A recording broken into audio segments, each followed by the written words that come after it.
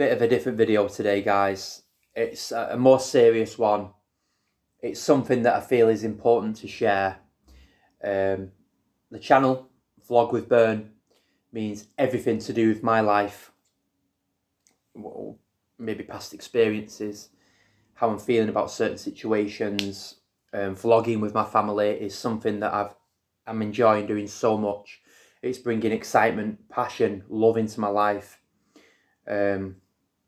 It's amazing that I'm so grateful. I'm so grateful because I have the opportunity to sort of document what we're doing on certain days, certain trips, certain experiences, and in years to come, I can show the kids back. I can show my baby girl who's due in January. I can show her, what we did leading up to the birth of her, and then I'm looking to film all through the pregnancy, the giving birth process, and then documenting all her life, really. So that's bringing great excitement and joy into my life. I have the opportunity to do that. But of course, the name Vlog with Bern, it's not just all about vlogging with the kids, vlogging with Leah. It's about everything that I want to put out there, and I'm so passionate to bring I feel like I've been through a lot, like everybody else goes through a lot. But I feel with me, I'm confident enough to share my experiences. I'm confident enough to be honest. I'm confident enough to always be myself. And every story, it's not a story, it's true life. Every true life event, every experience that I've been through, I will give as honest and pure as possible. Don't pretend to be anyone I'm not, because that just makes me ill anyway, pretending to be someone that I'm not. I want to be as genuine and as honest as possible. And something that I wanted to talk about today is very important to me. It was my dad's birthday yesterday.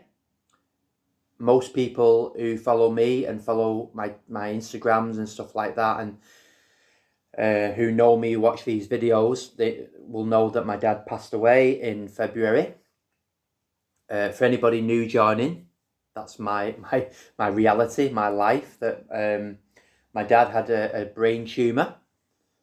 We found out, I think it was April, May last year. He died in February this year. So give or take 10, 11 months, something like that. He struggled and went through a lot of suffering.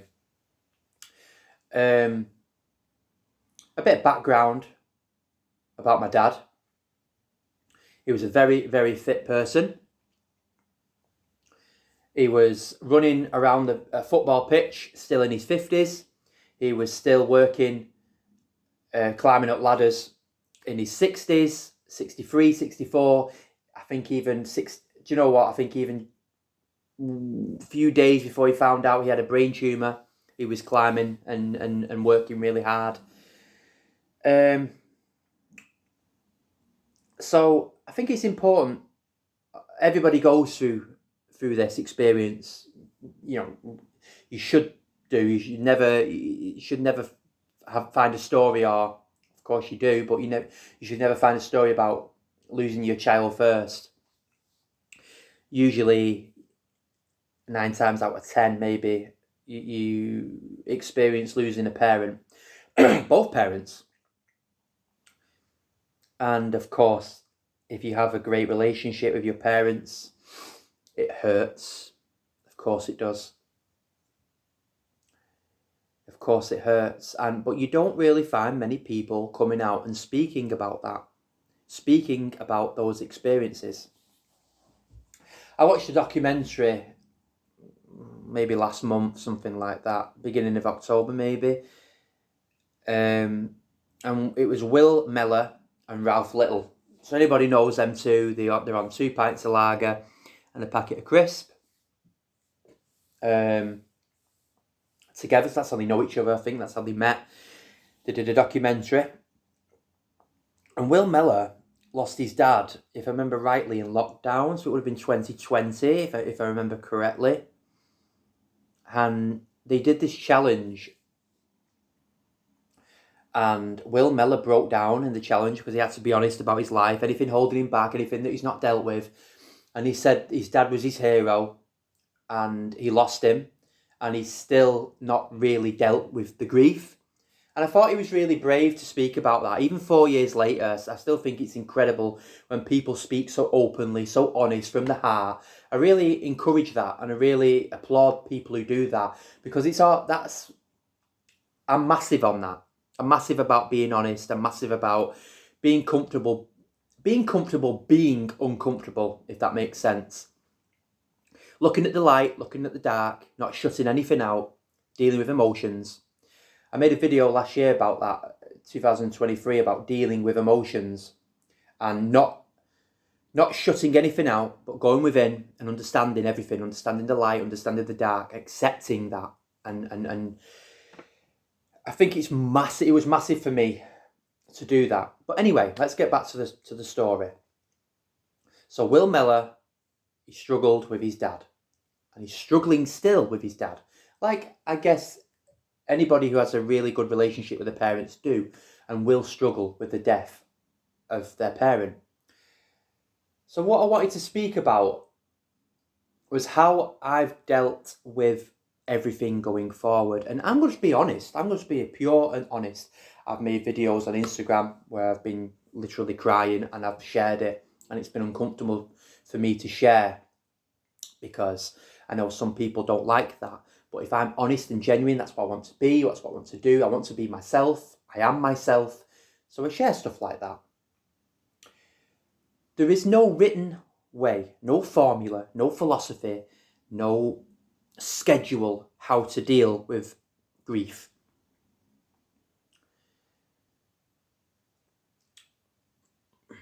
So the first thing I'd like to say and how I dealt with everything was I have a tremendous,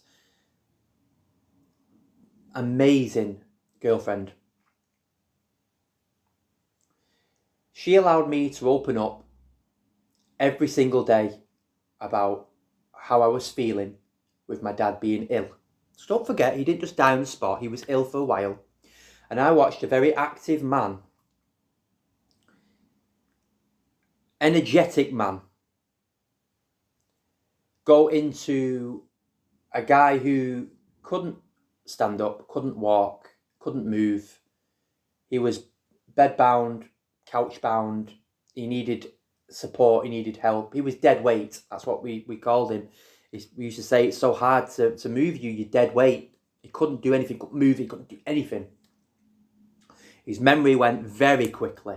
Go from speaking to him in March, April, normal conversation, noticing little things he used to forget. Like he forgot my son's name. He forgot the road that my mum was brought up in, who my dad was really brought up in as well. He started to forget these little things. Didn't really think much of it at the start, just thought maybe it's old age catching up. I personally thought he was working too hard. Me and my mum noticed it, and we had a discussion about it. And it was a Thursday night. United was playing. If people don't know, me and my dad are massive United fans. We watch every single game together, and we played Brighton on a Thursday night, and we got beat 1-0. And I remember my dad that night. He was slurring. He seemed drunk. He'd not had a drink. He was working in the morning. He was slurring. Was he working in the morning? No, he wasn't working in the morning. He'd just been in work on that Thursday. And he was slurring his words. He was like this, right down the couch. And I said to my mum, there's something wrong with Dad. 100%. He's not making sense. He's slurring his words. I can't understand him. And it broke me, and I said, whatever we do tomorrow, first thing, is we ring the hospital. It's got to be done, because there's something not right. There's something not right with him. Let's ring the hospital. They come, a couple of conversations, he needed to be sent off. Found out later that day he had a brain tumour. So yeah, we watched him deteriorate to the point where he was a shell of himself, and it was time. It was time for him to let go, because there was no way back. He was getting put into a coma, and it'd been a few days he'd been in this coma. And I said to Leah, I said, it could be any day now. He's not having any water. Obviously, he's in a coma. He's not in water. He's not having any water. He's not having any food. It's time to tell him to let go, because he was fighting. He was scared. He was scared of dying, and he was also scared of leaving me and Mum, and he was scared of leaving my son as well. He didn't want to leave us. And I made him this video because it was going to be hard for me to speak to his face. So I made a video just like this one, and I played it to him at his bedside. And 40 minutes later, I basically said to him, I'm not going to discuss that because it's private, but a part of the video I said was, it's time to let go now, Dad. Don't keep fighting. You're only making things harder for yourself. You're only suffering more. Let go. And 40 minutes later, he passed over. He crossed over, whatever you want to call it. He died. He crossed over. And from that moment then, it hurt. Me and Leah was the ones who was in the room with him when he took his last breath. My mum just about come through the door when he took his last breath. And from that moment, the grief started. At first, I didn't cry. It was more shock. Even though I knew he was going to die. Me and Leah had discussed it for months and months and months, getting ready for that moment when he died. There's no getting ready for that moment, though. When you see your father take his last breath, there's no months of preparing. It's happened on that spot, and it's hard to deal with. Of course it is. So then, obviously, the process of grief started. There's no formula, like I said. There's no technique how to get over it. It's dealing with everything in your own time. But my advice is don't shut anything off. If you're sad, be sad. If you're angry, be angry. If you want to cry, just cry. There's times where I felt angry about it, and I got my anger out in the gym. There's times where I cried. There's times where I felt sick. There's times where I felt lost. I remember the first weekend of football, and United were playing, and I just felt lost. But I knew with my spiritual beliefs, I knew in my belief system that he's very much still there with me every step of the way. He leaves me feathers, he leaves me numbers. I see reg plates with Baz on it. Barry was my dad's name. Dad on it. So I know he's constantly supporting me, constantly with me, which helps. Of course it does. But I want to bring realism to the story. It's not all just, I know he's with me. Of course, times where it really hit me. And there's times where I went quiet on days, especially Saturdays and Sundays when football was on. And I hurt. It was hard, and I'm getting emotional about it now. It was hard to watch United still. I've watched United with him so many years, 20 odd years I've watched United with him. And then it was all of a sudden he was gone and I couldn't do it anymore. And of course it's difficult. I read a speech at his funeral, which I'm so proud of myself that I did, because I give him a good send-off and I'm making him proud every day. I hear him sometimes. I even dream of him. He's still helping me every step of the way, he really is. And I'm dreaming sometimes, and he texts me to places to show me things to help me in my life. I moved house a month after his funeral. Directly a month after. Moved in here with Leah and the kids. And he basically said to me, go for it. Go after everything that you want to go for.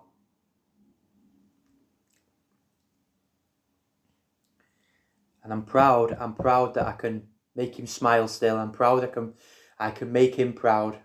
And we've got a beautiful baby girl coming. It makes it even more emotional that my dad's watching over us, and he's supporting us, and he's protecting us. It's going to hurt. It's going to hurt, even though I know he's with me. I know he's by my side every step of the way.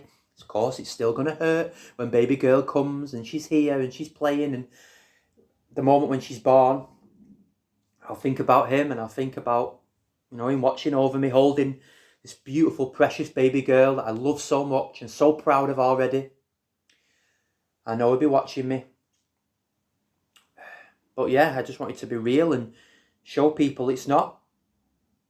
Even with my spiritual beliefs, I believe that I can speak to him anytime I want. I speak to him every day. I when I meditate, I see his face sometimes. When in my dreams, I see him, and I know he's with me, sending me messages all the time, and I'm so grateful for it. But bringing realism to this conversation, bringing realism to this video, of course it hurts, and it's going to hurt. Don't ever think that it doesn't, because it does. If you have a good relationship, if you have a good relationship with your parents, and one crosses over, it's no matter what your belief system is, it's not all rainbows and sunshine. You have to process that. But that is my advice for anybody going through what I'm going through. If the parents have died 20 years ago, 10 years ago, last week, whatever the situation is, my biggest advice is don't shut anything off. If you want to cry, go and cry. If you want to be angry, get your frustration out. If you want to speak to your past loved one, go and do it. They're listening. Trust me, they're listening. I can say something and the next day I see something that resonates with the conversation that I had with him the day before. But it's been, 10 months? Something 10 months since he's died. And something else as well that I use his love, his teachings, his presence as motivation every single day to go and smash the gym, to go into work and do my best, to go into life and do my best, to go after my passions, to learn from him. He worked so hard and he had no rest. To learn from that, to actually have rest, to not be all work, and put myself into the ground. Sorry to say that, but it's true.